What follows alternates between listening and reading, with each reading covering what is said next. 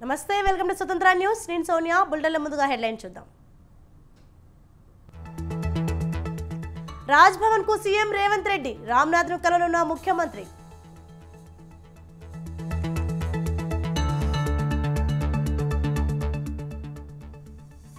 నేడు కనిగిరిలో రెండో రోజు చంద్రబాబు పర్యటన నియోజకవర్గ ఇన్ఛార్జీలతో చంద్రబాబు సమీక్ష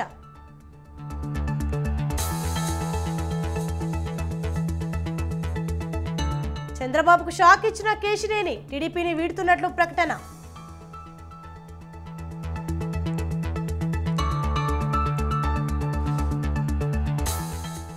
హైదరాబాద్ ఫార్ములా ఈ రేస్ రద్దు ఈవెంట్ను రద్దు చేసుకున్న నిర్వాహకులు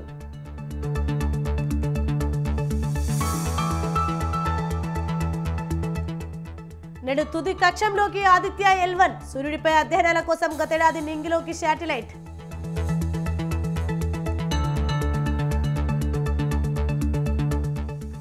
గుంటూరు కారం ప్రీ రిలీజ్ ఈవెంట్ కు అనుమతి నిరాకరణ బందోబస్తు కల్పించడం సాధ్యం కాదని తేల్చి చెప్పిన పోలీసులు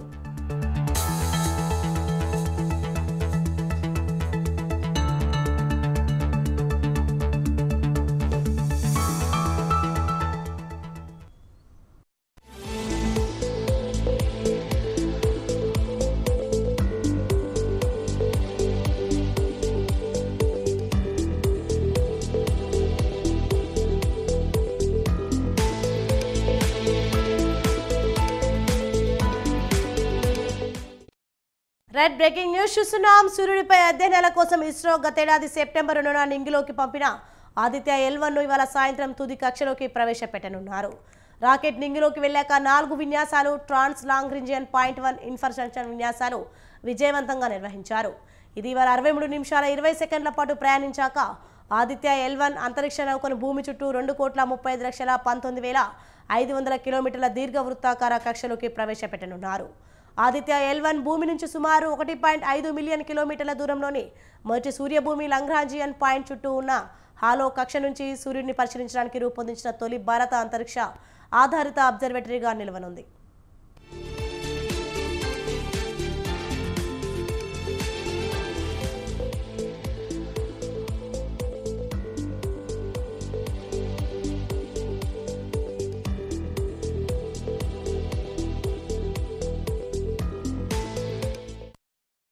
రైట్ బ్రేకింగ్ న్యూస్ చూస్తున్నాం. సూర్యుడిపై అధ్యయనాల కోసం ఇస్రో గతేడాది సెప్టెంబర్ 2న నింగిలోకి పంపిన ఆదిత్య L1 ను ఇవాళ సాయంత్రం తుది కక్షలోకి ప్రవేశపెట్టనున్నారు. రాకెట్ నింగిలోకి వెళ్ళాక 4 విన్యాసాలు ట్రాన్స్ లాంగ్రాంజియన్ .1 ఇన్సర్షన్ విన్యాసాలు విజయవంతంగా నిర్వహించారు. ఇది ఇవాళ 63 నిమిషాల 20 సెకండ్ల పాటు ప్రయాణించాక ఆదిత్య L1 అంతరిక్ష నౌకను భూమి చుట్టూ 2,35,19,500 కిలోమీటర్ల దీర్ఘ వృత్తాకార కక్షలోకి ప్రవేశపెట్టనున్నారు. ఆదిత్య L1 భూమి నుంచి సుమారు 1.5 మిలియన్ కిలోమీటర్ల దూరంలోని మొదటి సూర్యభూమి లాంగ్రాంజియన్ పాయింట్ చుట్టూ ఉన్న హాలో కక్ష నుంచి సూర్యుడిని పరిశీలించడానికి రూపొందించిన తొలి భారత అంతరిక్ష ఆధారిత అబ్జర్వేటరీగా నిలవనుంది.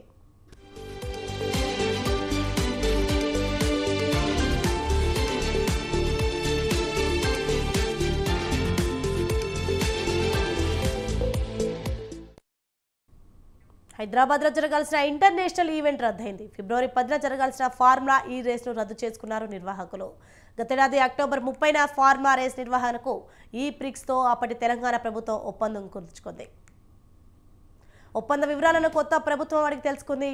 ప్రభుత్వంతో జరిగిన చర్చలు విఫలం కావడంతో రేసింగ్ రద్దయింది. దీంతో ఫార్ములా రేసింగ్ నిర్వాహకులు నిరాశ చెందారు. గత ఒప్పందం ప్రకారం రేస్ నిర్వహణపై ప్రభుత్వం నుంచి ఈ ప్రిక్స్ క్లారిటీ కోరింది. అయితే ప్రభుత్వం నుంచి సమాధానం రాకపోవడంతో రేసింగ్ను రద్దు చేసుకున్నారు నిర్వాహకులు.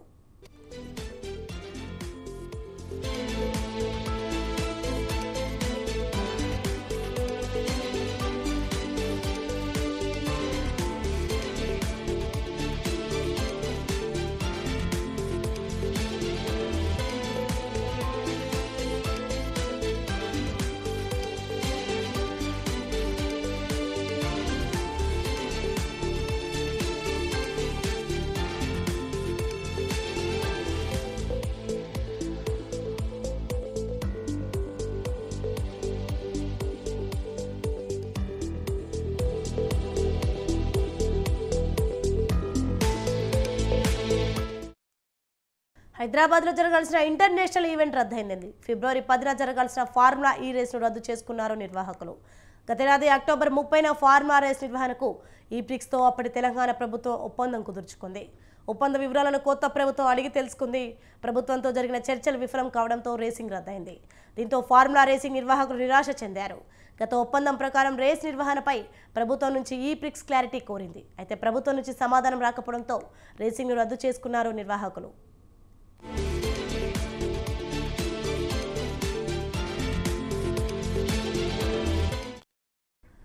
ఇదే అంశంపై మరింత సమాచారం మా ప్రతినిధి విశాల్ ఫోన్ లైన్ అందిస్తారు. విశాల్, చెప్పండి, ప్రభుత్వం నుంచి సమాధానం రాకపోవడంతో రేసింగ్ రద్దు చేసుకున్న నిర్వాహకులు, దీనిపై అప్డేట్స్ ఏంటి?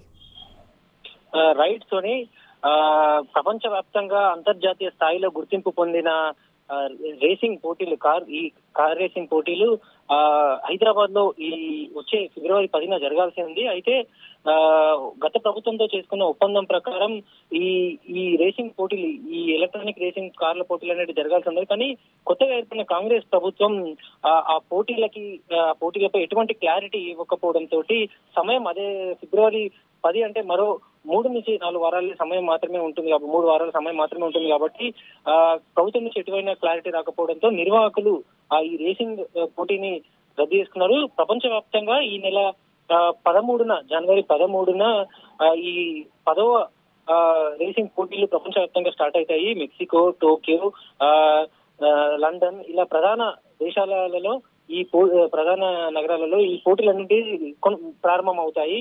అయితే 4వ రౌండ్ హైదరాబాద్ లో ఫిబ్రవరి 10న జరగాల్సి ఉంది. అయితే కాంగ్రెస్ ప్రభుత్వం నుంచి ఎటువంటి క్లారిటీ, అంటే రేసింగ్ జరగడానికి కావాల్సిన ఏర్పాట్లు, అదేవిధంగా ముఖ్యంగా హైదరాబాద్ హుస్సేన్ సాగర్ తీరాన ఏర్పాటు చేసిన 2.3 కిలోమీటర్స్ ఆ స్ట్రీట్ సర్క్యూట్, వీటన్నిటికి ఏర్పాట్లకు సంబంధించి కూడా ప్రభుత్వం నుంచి ఎటువంటి క్లారిటీ రాకపోవడంతో రేసింగ్ నిర్వాహకులు తీవ్ర నిరాశలోనే ఈ రేసింగ్ పోటీని రద్దు చేసుకున్నారు. దీన్ని వేరే చోటికి కూడా రేసింగ్ నిర్వాహకులు మార్చారు.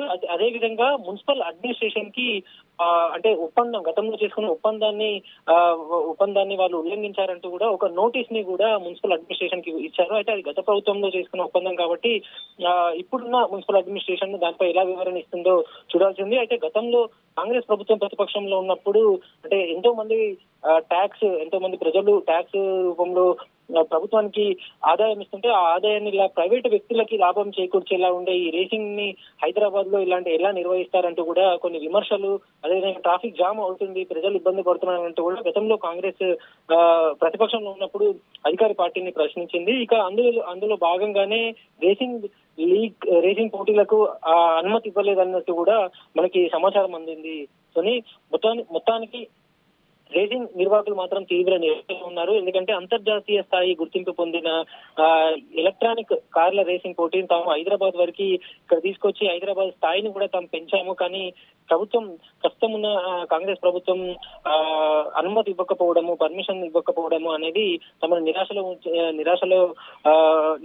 చెందించిందని, అదేవిధంగా ఇప్పటికీ తాము ఎంతో పెట్టుబడులు పెట్టాము, ఆ పెట్టుబడులకు సంబంధించి కూడా తాము నష్టపోయే అవకాశం ఉందని కూడా అటు నిర్వాహకుల నుంచి ఒక ఆవేదన వ్యక్తమవుతుంది. సో మొత్తానికైతే అంతర్జాతీయ ఈ వచ్చే నెల ఫిబ్రవరి 10న జరగాల్సిన ఫార్ములా ఈ ప్రిక్స్ రేసింగ్ పోటీలు అధికారికంగా రద్దయ్యాయి. సోని, థ్యాంక్స్ ఫర్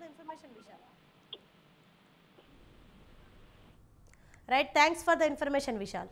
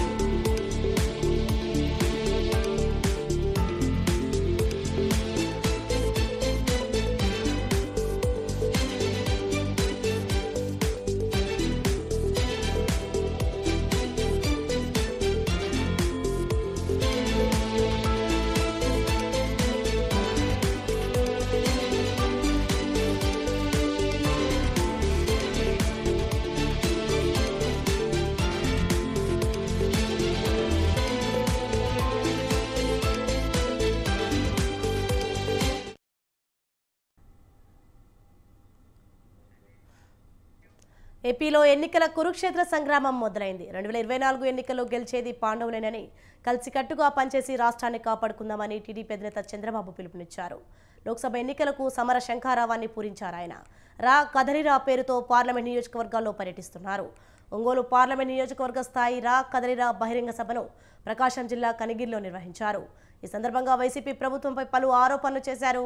జగన్ రాష్ట్రాన్ని 30 ఏళ్లు వెనక్కి తీసుకెళ్లారని, రాష్ట్రాన్ని సర్వనాశనం చేశారని దుయ్యబట్టారు. కరువు సీమకు పరిశ్రమలు తీసుకొచ్చిన ఘనత తమదేనన్నారు చంద్రబాబు.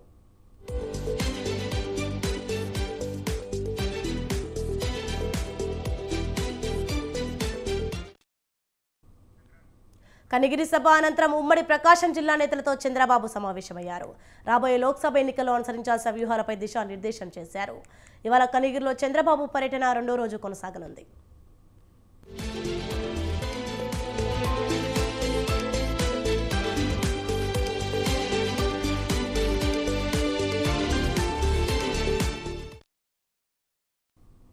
పశ్చిమ గోదావరి జిల్లా ఆచంట నియోజకవర్గంలో రా కదలిరా సభ ఏర్పాట్లు శరవేగంగా జరుగుతున్నాయి. రేపు మధ్యాహ్నం 3 గంటలకు టీడీపీ జాతీయ అధ్యక్షుడు నారా చంద్రబాబు నాయుడు ఎన్నికల శంఖారావాన్ని పూరించనున్నారు. సభకు వచ్చే టీడీపీ కార్యకర్తలకు ఇబ్బందులు లేకుండా 40 ఎకరాలలో పార్కింగ్ ఏర్పాటు చేశారు. ఈ సభకు సుమారు 1,00,000 మందికి పైన జనం వస్తారని అంచనా వేస్తున్నారు. వారికి ఎటువంటి ఇబ్బందులు లేకుండా అన్ని వస్తువులు ఏర్పాట్లు చేశామని మాజీ మంత్రి పీతాని సత్యనారాయణ తెలిపారు. వైసీపీ పాలనకు చరమగీతం పాడేందుకు అన్ని వర్గాల ప్రజలు సిద్ధంగా ఉన్నారని అన్నారు. బహిరంగ సభను విజయవంతం చేయాలంటున్న మాజీ మంత్రి పితాని సత్యనారాయణతో మా స్వతంత్ర ప్రతినిధి సతీష్ ఫేస్ టు ఫేస్. ఆచంట్లో 7వ తారీఖున జరగనున్న రా కదిరేరా ప్రోగ్రాంకి భారీగా జనాలు ఇక్కడ వచ్చే అవకాశం కనబడుతుంది. సుమారు 1,00,000 మంది పైన వచ్చే అవకాశం ఉంది. ఎటువంటి ఏర్పాట్లు చేస్తారండి సభ కార్యక్రమం? సభకు సంబంధించిన పూర్తి స్థాయిలో ఏర్పాట్లు చేస్తూ ఉన్నాం. రేపు రాత్రికల్లా డయస్కు పూర్తి చేయడం జరుగుతుంది. ప్రారంభించారు. గ్రౌండ్ ప్రిపరేషన్ అయిపోయింది. దానికి సంబంధించిన అంగులు అంగామాలు కూడా అలంకరణలు కూడా రేపు రాత్రికల్లా అవుతాయి. 40 ఎకరాలని పార్కింగ్ ప్లేస్లుగా అలర్ట్ చేసాం. ఉన్నంతలో మీటింగ్ హాలు 10 ఎకరాల్లో పెట్టడం జరిగింది. సుమారు 60,000 మంది అక్కడ పెట్టినప్పుడు కూడా రోడ్డు యొక్క ప్రదేశంలో కూడా ఎల్ఈడీలు పెడతా ఉన్నాం. కారణం ఏంటంటే ఉన్న ప్లేసులు ఈ గ్రామానికి సంబంధించిన ఈ నియోజకవర్గానికి సంబంధించిన ఆచండ తప్ప ఇంకెక్కడ కనిపించలేదు. పూర్తి స్థాయిలో పెట్టడానికి ఇచ్చినప్పుడు కూడా మేము 1,00,000 దాటి వస్తారనే నమ్మకం ఉంది. కారణం ఏంటంటే ఆచండ నియోజకవర్గంలో 65,000ని మొబైలైజ్ చేస్తూ ఉన్నాం. కనుమ ప్రతి నియోజకవర్గంలో సుమారు 10,000 పైన రావడానికి వారి యొక్క మోటివేషన్ కానీ జనసమీకరణ కానీ పార్టీలు ఎక్కువ మొత్తం వేసినప్పుడు కూడా మినిమం 10,000 తీసుకురావడానికి వారి సన్నిధులు అవుతూ ఉన్నారు. 6 నియోజకవర్గాలు చేస్తే 60,000 మంది వాళ్ళు వచ్చినా, ఇక్కడ 65,000 మంది వచ్చినా ఎట్టి పరిస్థితుల్లోనూ 1,00,000 దాటి వస్తాయి. అంచేత అటువంటి పరిస్థితులకి తగ్గిన విధంగా కార్యక్రమాలు చేస్తాయి. 3:30 గంటలకి చంద్రబాబు నాయుడు గారు హెలిప్యాడ్లో ఆచంట హెలిప్యాడ్ సెంటర్లో దిగబోతూ ఉన్నారు. 6:30 గంటలకి ముగించుకుని మళ్ళీ రాజమండ్రికి ప్రయాణం అవుతూ ఉన్నారు. కారణం ఏంటంటే హెలిప్యాడ్ రాత్రి 6 తర్వాత ప్రయాణం చేయడానికి వీల్లేదు కనుక రాజమండ్రి ఎయిర్పోర్ట్కి వెళ్ళి రాజమండ్రి ఎయిర్పోర్ట్ ద్వారా మళ్ళీ తిరుగు ప్రయాణానికి సిద్ధమవుతారు. అంచేత ఎట్టి పరిస్థితుల్లోనూ 6:30-7 గంటల లోపల మీటింగ్ని పూర్తి చేసుకుని 4:30 లోపల 4 గంటలు ఎట్టి పరిస్థితుల్లో స్టార్ట్ చేయాలనేది, 6:30 క్లోజ్ చేయాలనేది మా యొక్క ప్లాను, యాక్షను. చంద్రబాబు నాయుడు గారి యొక్క ఆలోచన కూడా మిళితమై ఈరోజు మీటింగ్ జరుపుతూ ఉన్నాం. 3:30 గంటలకి అక్కడి నుంచి ఇక్కడ రావడానికి ఒక అరగంట 10 నిమిషాలు అటు ఇటు అయినా కూడా 6:30 గంటలకి మీటింగ్ క్లోజ్ చేయడం జరుగుతుంది. దానికి సంబంధించిన పూర్తి స్థాయిలో ఇప్పుడే పోలీస్ పర్మిషన్ వచ్చింది. 1 గంట అరగంటలో హెలిప్యాడ్ కలెక్టర్ గారి పర్మిషన్, R&B పర్మిషన్స్ అన్నీ కూడా పూర్తి స్థాయిలో రాబోతూ ఉన్నాయి. ఓకే, థ్యాంక్ యూ అమ్మా. ఇది ఇక్కడ విషయం అయితే సభ ప్రారంభానికి 4 గంటల నుంచి 6 గంటల లోపలనే ఇక్కడ క్లోజ్ అయ్యి ఇక్కడ 6 గంటల కల్లా మళ్ళీ రాజమండ్రి ఎయిర్పోర్ట్కి వెళ్ళే విధానంగా చూసుకోవాలని చెప్పి ఇక్కడ చెబుతున్నారు. అలా 1,00,000 మంది వచ్చినా సరే ఎటువంటి ఇబ్బందులు లేకోకుండా పార్కింగ్ ప్లేసుల్లో 40 ఎకరాల్లో పైన పార్కింగ్ ప్లేసులు అన్నది ఏర్పాట్లు చేశారని చెప్పి ఇక్కడ పీతాని సత్యనారాయణ గారు అంటున్నారు. ఇది ఇక్కడ ఆచంట సభ ప్రారంభం నుంచి కెమెరామెన్ శివతో సతీష్, స్వతంత్ర టీవీ. తెలంగాణలో అధికారం చేపట్టి పట్టుమని నెల రోజులైనా కాకముందే కాంగ్రెస్ ప్రభుత్వంపై ప్రతిపక్ష బీఆర్ఎస్ సమరశంఖం పూరించింది. ప్రజలకు ఇచ్చిన హామీల సంగతి ఏంటని ప్రశ్నిస్తోంది. ఇప్పటికే కాంగ్రెస్ 420 హామీల పేరుతో ఒక బుక్లెట్ రిలీజ్ చేసి ఎన్నికల ముందు ఇచ్చిన హామీల అమలుపై ఒత్తిడి పెంచుతోంది. అయితే కాంగ్రెస్ మాత్రం బీఆర్ఎస్ నేతల విమర్శలకు ధీటుగా స్పందిస్తోంది. పని లేకే బీఆర్ఎస్ నేతలు కాంగ్రెస్ పార్టీని బద్నాం చేస్తున్నారని ఆ పార్టీ నేతలు ఫైర్ అవుతున్నారు. దీంతో హామీల అమలు సంగతి ఎలా ఉన్నా పొలిటికల్ రచ్చ మాత్రం తారాస్థాయికి చేరుతోంది.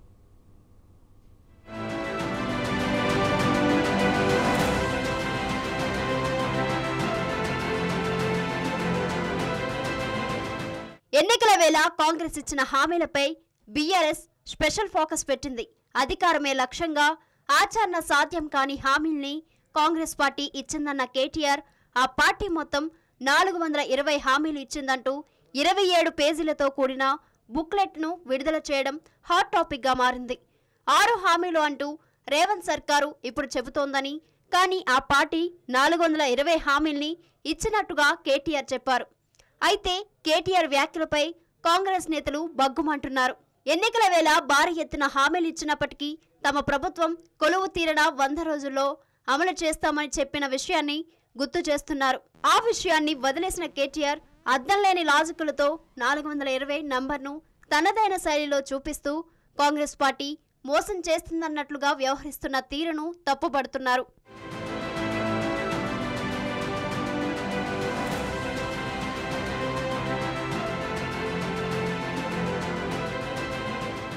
అయితే ఈ 420 బుక్లెట్ రగడపై బీఆర్ఎస్ నేతల స్పందన వేరేలా ఉంది. తెలంగాణ ప్రజలకు ఇచ్చిన హామీలను నెరవేర్చమని అడిగితే బీఆర్ఎస్ పార్టీని రద్దు చేయమనడం కాంగ్రెస్కు సబబు కాదని మాజీ మంత్రి జగదీష్ రెడ్డి అన్నారు. ఇచ్చిన హామీలు గుదిబండలయ్యాయని కాంగ్రెస్ పార్టీకి భయం మొదలైందన్నారు. బీఆర్ఎస్ పార్టీని రద్దు చేస్తే తమని ప్రశ్నించేవారు ఉండరనేది వారి ఉద్దేశంలా ఉందన్నారు. ప్రభుత్వం నడపలేని అయోమయంలో బీఆర్ఎస్ పార్టీ గుర్తింపు రద్దు చేయాలని పిచ్చి పిచ్చి ఉత్తరాలు రాస్తున్నారని జగదీష్ రెడ్డి ఫైర్ అయ్యారు. అసలు ఒక మాట చెప్పాలంటే, మీరు ఇయర్ కరెంట్కి అప్పు తెచ్చారు. 2014లో ఆంధ్రాకి మీరు చేసిన అప్పు 22,000 కోట్లు, మీరు ఇచ్చిన కరెంటు 3 నుంచి 4 గంటలు. ఇయర్ ఎందుకు అప్పు అప్పుడు మాట్లాడుతున్నారు? అసలు మీరు తెచ్చిన అప్పు, మీరు తెచ్చిన 22,000 కోట్ల అప్పు ఇప్పటి వరకు లెక్కేసుకుంటే 58,000 కోట్లు అయింది. 5,000కి డబుల్ ఇస్తే కూడా 22,000 44,000 అయింది. 44 ఇప్పుడు 8,000 అయింది. ఎవరిని అడిగినా, ఏ సాధారణమైన బ్యాంకర్ని అడిగినా చెప్తాడు, సాధారణమైన రైతుని అడిగినా చెప్తాడు. అప్పు తెచ్చుకునే వాళ్ళు ఎవరు అడిగినా చెప్తారు. ఒక రైతు అప్పు తెచ్చుకుంటున్నాడు, ఒక ఉద్యోగి ఇల్లు కట్టుకోవడానికి అప్పు తెచ్చుకుంటున్నాడు. మామూలుగా రోజువారీ చిన్న చిన్న వ్యాపారాలు చేసుకునే వాళ్ళు కూడా పొద్దున అప్పు తెచ్చుకొని సాయంత్రం తీసుకుంటున్నారు. అది కూడా ఇవ్వనట్టు నటిస్తున్నారు. ఇక హామీల అమలుపై వెనక్కి తగ్గే ప్రసక్తి లేదని కాంగ్రెస్ సీనియర్ నేత జగ్గారెడ్డి అన్నారు. ప్రమాణ స్వీకారం చేసిన మరుసటి రోజు నుంచే 6 గ్యారెంటీల అమలుపై సీఎం రేవంత్ రెడ్డి ప్రత్యేక శ్రద్ధ పెట్టారని గుర్తు చేశారు. మహాలక్ష్మి పథకంలో భాగంగా ఆర్టీసీ బస్సుల్లో మహిళలకు కల్పిస్తున్న ఉచిత ప్రయాణ సౌకర్యంపై మహిళలంతా సంతోషంగా ఉన్నారని అన్నారు. కేటీఆర్, హరీష్ రావు కార్లలో తిరిగే వాళ్ళని బస్సుల గురించి వారికి తెలియదన్నారు. బెంచ్ కార్లలో తిరిగే వారికి బస్సు గురించి ఎలా తెలుస్తుందని ఎద్దేవా చేశారు. అసెంబ్లీలో మాజీ మంత్రులు కేటీఆర్, హరీష్ రావులు రెచ్చిపోయి మాట్లాడుతున్నారని, తాను కనుక అసెంబ్లీలో ఉండి ఉంటే బీఆర్ఎస్ ఎమ్మెల్యేల ఆటలు సాగనిచ్చేవాడిని కాదని జగ్గారెడ్డి మండిపడ్డారు. కేటీఆర్ గారు, హరీష్ రావు గారు, మీరు బాగా అసెంబ్లీలో రెచ్చిపోతున్నారు. గవర్నమెంట్ వచ్చి ఎంత రోజులైందా? వచ్చిన 10 రోజులకే రేవంత్ రెడ్డి ముఖ్యమంత్రి అసెంబ్లీ పెట్టిండు. మీకేమైనా జ్ఞానం, మీకేమైనా ఉందా?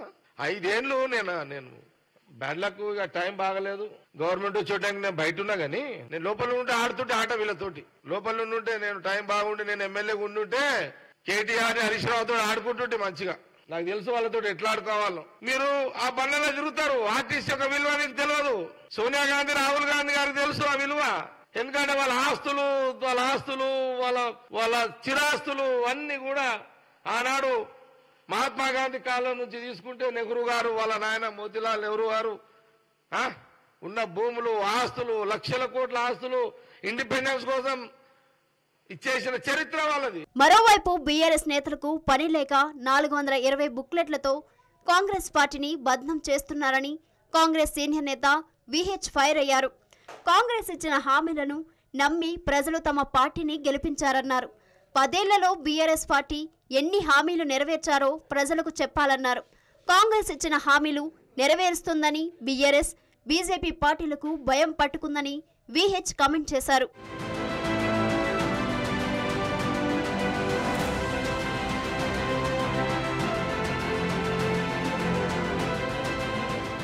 మొత్తానికి పార్లమెంట్ ఎన్నికలు దగ్గర పడుతుండటంతో అధికార ప్రతిపక్షాల మధ్య మాటల యుద్ధం మరింత ముదురుతోంది. ఇచ్చిన హామీలు అమలు చేయాలని బీఆర్ఎస్ డిమాండ్ చేస్తుంటే 6 గ్యారంటీలో 2 ఇప్పటికే అమలు చేశామని, 100 రోజుల్లో అన్ని హామీలను అమలు చేస్తామని కాంగ్రెస్ అంటుంది. అంతేకాకుండా 10 ఏళ్లలో బీఆర్ఎస్ పార్టీ ఎన్ని హామీలు నెరవేర్చారో ప్రజలకు చెప్పాలని కౌంటర్ ఇస్తుంది. మరి మరో 4 నెలల్లో లోక్సభ ఎన్నికలు జరుగుతుండటంతో ఈ మాటల యుద్ధం మరింత పెరిగే అవకాశం ఉన్నట్లు కనిపిస్తోంది.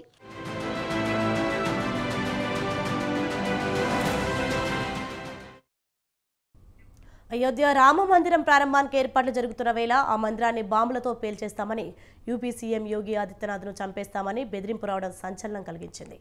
ఆ బెదిరింపు లేఖ పంపిన 2 పోలీసులు అరెస్ట్ చేశారు. డిసెంబర్ 27న ఉత్తరప్రదేశ్ డీజీపీ కార్యాలయానికి బెదిరింపు ఈమెయిల్ అందింది. యూపీలోని గోండాకు చెందిన తహార్ సింగ్, ఓంప్రకాష్ మిశ్రా అనే నిందితులను అరెస్ట్ చేశారు. వీరిద్దరూ పారామెడికల్ ఇన్స్టిట్యూట్లో పనిచేస్తున్నారని తెలిపారు.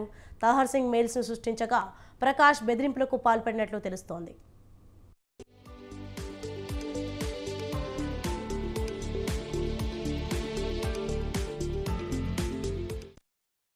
ఉత్తరప్రదేశ్ స్పెషల్ టాస్క్ ఫోర్స్ అదనపు డైరెక్టర్ జనరల్ అమితాబ్ యష్కు బెదిరింపు లేఖ పంపారు. పాకిస్తాన్ గూఢచార సంస్థ ఐఎస్ఐకి చెందిన అధికారిని చెప్పుకుంటున్న జుబైర్ ఖాన్ అనే వ్యక్తి ఈ మెయిల్స్ను రూపొందించినట్లు పోలీసులు తెలిపారు. భారతీయ కిసాన్ మంచ్, భారతీయ గోసేవా పరిషత్ పేర్లతో ఎన్జీఓలు నడుపుతున్న దేవేంద్ర తివారీ సూచనల మేరకు తాము పనిచేస్తున్నట్లు అరెస్టైన నిందితులు విచారణలో వెల్లడించినట్లు పోలీస్ అధికారి తెలిపారు.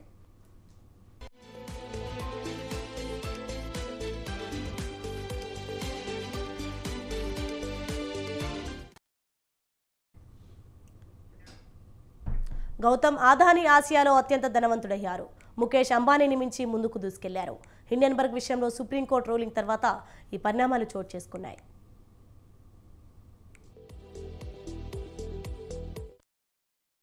అదానీ హిండెన్బర్గ్ కుంభకోణానికి సంబంధించి దాఖలైన పిటిషన్లపై విచారణ సందర్భంగా సుప్రీంకోర్టు గౌతమ్ అదానీకి అనుకూలంగా తీర్పివ్వడంతో billionaire Adani group chairman Gautam Adani మరోసారి ఆసియాలోనే అత్యంత సంపన్నుడిగా నిలిచారు. జనవరి 2023లో హిండెన్బర్గ్ రీసెర్చ్ కంపెనీకి సంబంధించిన నివేదికను విడుదల చేసినప్పుడు గౌతమ్ అదానీ నికర ఆస్తుల విలువ 34% పైగా పడిపోయింది. సుప్రీంకోర్టు తీర్పు తర్వాత వెలువడిన బ్లూంబర్గ్ గ్లోబల్ బిలియనీర్స్ ఇండెక్స్లో అదానీ ప్రస్తుతం 12వ స్థానంలో ఉండగా అంబానీ 13వ స్థానంలో ఉన్నారు.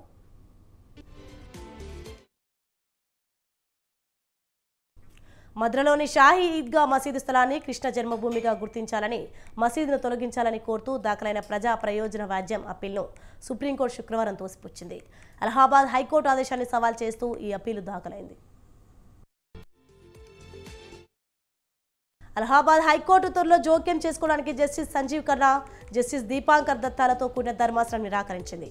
ఈ అప్పీలులో లేవనెత్తిన అంశాలపై ఇప్పటికే అనేక సివిల్ దావాలు కోర్టు పరిశీలనలో ఉందన్న ఈ పిల్ ప్రత్యేకంగా విచారించాల్సిన అవసరం లేదని ధర్మాసనం స్పష్టం చేసింది.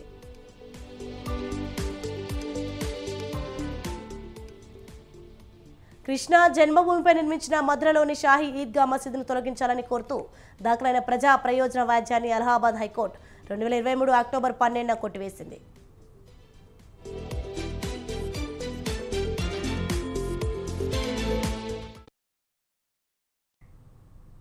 అమెరికాలోని మరో హిందూ దేవాలయంపై ఖలిస్తాన్ వాదులు దాడి చేశారు. అమెరికాలోని కాలిఫోర్నియా స్టేట్ హేవార్డ్లోని షెరేవాలి టెంపుల్పై ఖలిస్తాన్ జిందాబాద్ అంటూ మోదీకి వ్యతిరేకంగా నినాదాలు రాశారు. గత వారం కాలిఫోర్నియాలోని స్వామినారాయణ మందిర్ను భారత వ్యతిరేక గ్రాఫిటీతో ధ్వంసం చేసిన కొన్ని వారాల తర్వాత ఈ ఘటన జరిగింది. ఈ దాడిని హిందూ అమెరికన్ ఫౌండేషన్ ఖండించింది. కాలిఫోర్నియా ప్రాంతంలోనే గతంలో శివ, దుర్గా దేవాలయంలో చోరీ జరిగింది.